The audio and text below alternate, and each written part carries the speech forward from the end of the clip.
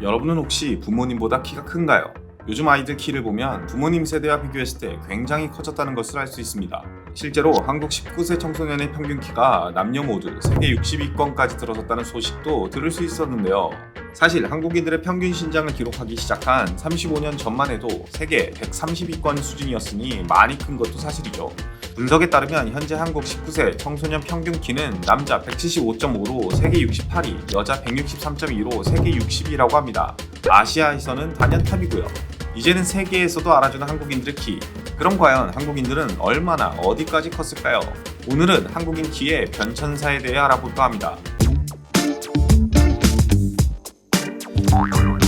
광복 이후 70년간 한국인들의 체격은 급속하게 커져갔습니다.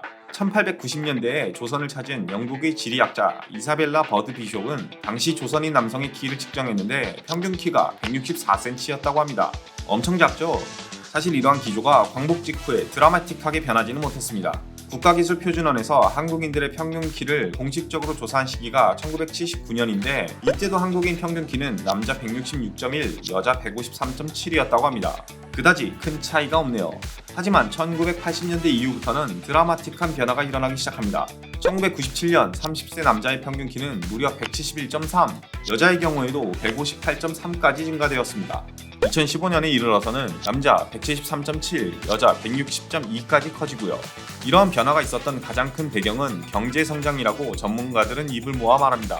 실제로 1960년대까지만 하더라도 보릿고개를 겪으면서 성장기에 풀뿌리로 허기를 채우던 한국인들이 경제가 발전함에 따라 육류, 유제품 섭취가 크게 늘었거든요.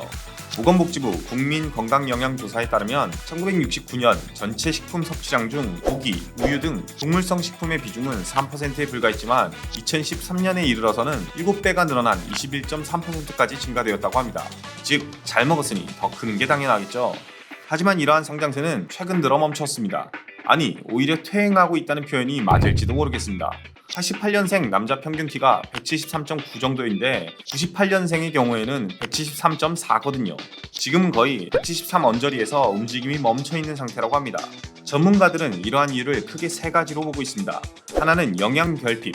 경제 성장하면서 잘 먹는다더니 왜 그런 말이 나오냐 하시겠지만 오히려 너무 먹을 게 많아지니 편식이나 끼니를 거르는 게 많아지는 현상도 함께 일어나서 문제라고 합니다.